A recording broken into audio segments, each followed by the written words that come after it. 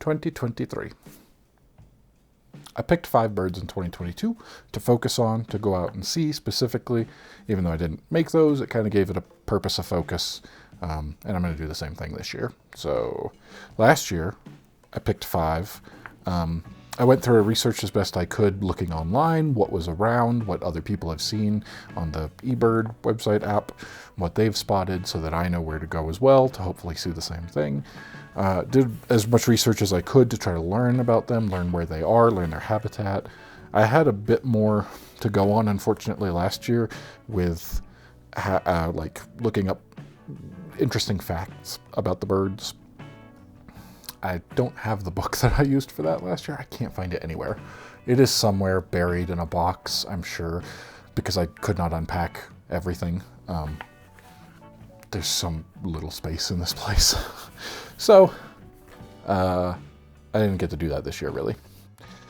Unfortunately, I just used the ones that I have, the research that I have here with that stuff, but they all kind of say the same thing. They're like, basic description, maybe a little bit about the call. Here's kind of where they are. Here's a few things, but it wasn't as much as I was able to research last year, but it still took a while. Anyway, the burrowing owl was the first one that I put last year. Those cute little owls that burrow into the ground. They make their nests out of abandoned prairie dog towns. Anyway, I did not get to see those. Still hoping to see them. It's not impossible. Wyoming's a couple hours north of here, where it gets back to the plains, and there's still a chance that might happen. The greater sage grouse I did do.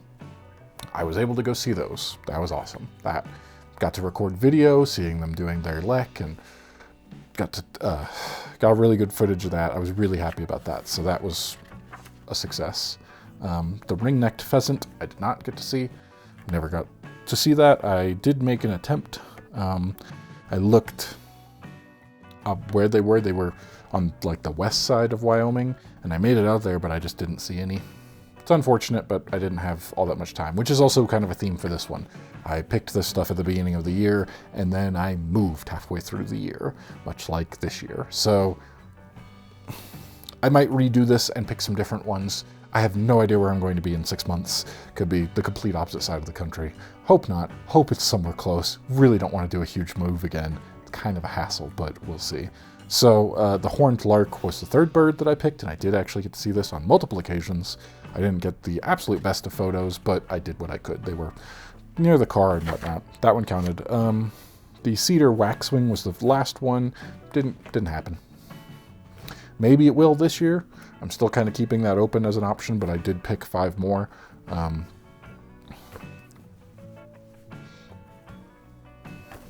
just going to keep shrugging until I think of something to say, apparently. I just didn't... It didn't happen. As common as I have seen and heard about, I just was not able to see any of the cedar waxwings. I think I need to focus on where they eat those berries, what kind of trees those are, and find those. Because I haven't seen a whole lot of those. Maybe they'll be here in the spring. I did not actually look to see about that when I moved on to finding new ones to focus on, but it's possible I might see those here. So, we'll get to the new ones. And we will start by finding where they are in the book, because I did not mark them. That would have been smart.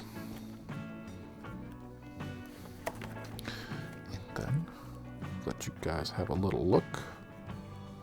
If I can unlock my phone. The first one that I picked, definitely one that I'm hopeful to see, the mountain bluebird. I am in the mountains. It makes sense. I have already seen one technically. I just didn't get a chance to grab a camera. I saw it outside, out the door, sitting on a pole. And I went, wow, that's a really pretty bright blue bird. It would have been the male, because the male is the really bright, mostly colored, whereas the female has more gray and blue to it. I couldn't grab a camera in time to take a picture of it. So I'm hopeful. They should definitely be around in this area. They should be here now in the year-round and winter range, looking at the map, but I just haven't managed to see any yet, which has kind of been a theme over the last few months since the winter hit. A lot of stuff left, and the other stuff has gone into hiding where I can't find it. But I'm hopeful. I think that one's, I don't really have a scale for how difficult it might be, but I think that one might be on the easier side. If I were to place a bet, which I don't do, but if I were, I think the mountain bluebird is one that I should be able to see and get some pictures of video of over the next 6 months to however long I'm here in the mountains. The next one that I found, I kind of do a bit of look in the book, see what jumps out at me, which usually is something that's more colorful. And then I also look on the eBird website and app to see what's around, what other people have spotted, where they're going, the hot spots kind of thing, to try to give myself the best chance that I have. Something that I saw that I thought was really interesting, so I wrote it down as my next one, was the pine siskin, assuming I'm pronouncing that correctly. It's a type of finch, so it's got that like brown, darker finch colors to the top of it, but then the wings are where it really stands out with those stripes of black and yellow. They look really cool, so I'm hoping to see that. That definitely would be nice to see. It's in the area. They join flocks of goldfinch. I also thought it was interesting, what I found was they're very vocal, and it says to listen for a rising buzz, like a zipper being zipped. Okay. So, there's that one. That's the second one that I don't actually have it written down here if the pine siskin was one.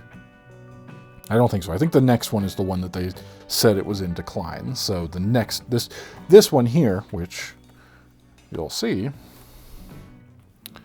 if we're looking at the pine siskin, wait, I can record that better so it does there. Now there's more of a reveal. After I was looking at the pine siskin, what jumped out was the evening grosbeak. Look at the colors on that. Whew. So that's also in the area, but that's what I was thinking, specifically on everything I can read about this in all of the books that I referenced. The evening grosbeak is dramatically declining in population, so that one will be much harder to see. But I'm very hopeful. It looks beautiful. It's got colors that range, and it looks... Yes, I said that already. I keep confusing the name in my head. I think over the last year or so, I think I have said, I've caught it while I'm editing, and then I haven't done anything about it because editing is a whole thing, but I think I have said grosbeak more than I have said crossbill, even though I keep seeing crossbill. So I also saw that, I was like, well, this is my opportunity to kind of fix that by actually looking and finding a grosbeak. And the evening grosbeak looks amazing. So I put that one on there. I also started, because it's a little bit easier, these are ones like the evening grosbeak specifically, it says it's almost always seen flying overhead and in the tops of trees. It stays very up. Now there's a lot of trees, I have a chance there, I just have to keep my eyes up. So hopefully that.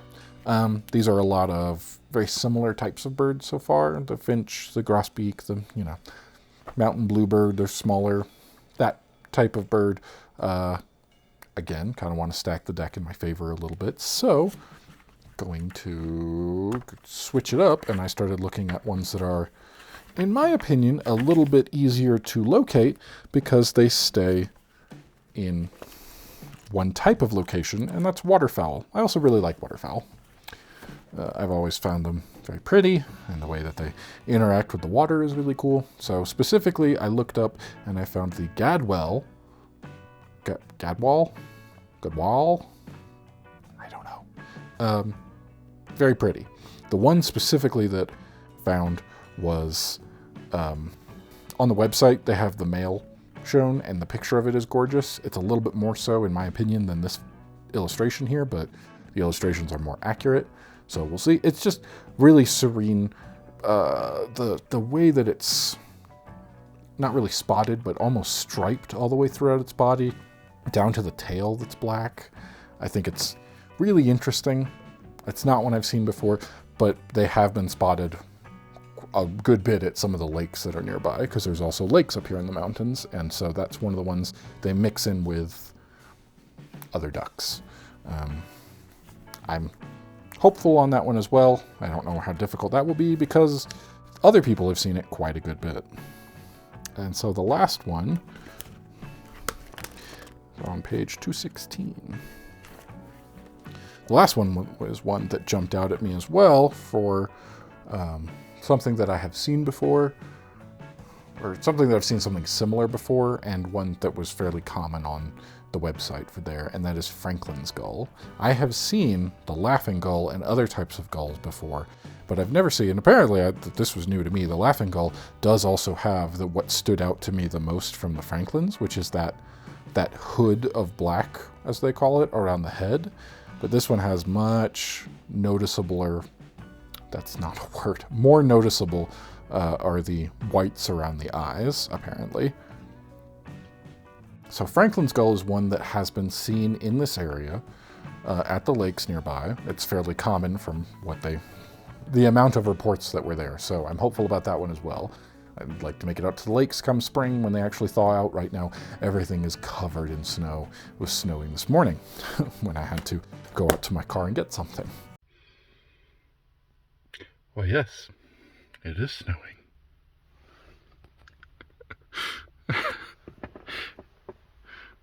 It snowed quite a bit. Full coverage. So, those are the 5. The mountain bluebird, the pine siskin, the evening grosbeak, Franklin's gull, I went out of order, and the gadwall. Those are the 5 that I have picked to focus on for at least the next 6 months. Maybe the entire year. Don't know. Kind of depends on the whole moving situation. But at the very least, for the next 6 months, those are what I will focus on finding. And hopefully, I will see them. I'll get some nice pictures, video, whatever the situation may be. I have locations now to go start checking. I think it'll go well. It helped last year to do that. It definitely helped to get out, see the sage grouse, make an effort to see that horned lark, those ones that I really wanted to see. So, wanted to get this done, I recorded it, and I think that's all I have for now. And the reason I'm cramped over here at this table is because my kitchen table, which has a lot more space, is currently covered in computer parts. Something I talked about over the last few videos that I recorded on Saturday that I haven't gotten to editing yet. I ordered a bunch of computer stuff to upgrade, and it's just all over the table over there. And it was a lot easier to just set up here and do the research and instead of dealing with that, because I'd just have to move it and then put it all back until the rest of the parts come in and I get to building. So that's the goal for 2023. Those are the 5 birds that I picked. Hopefully I will see them, and next year when I do 2024, or through the middle of the year, if I change it up, I'll be able to report back and go, I got to see all of these. We'll see.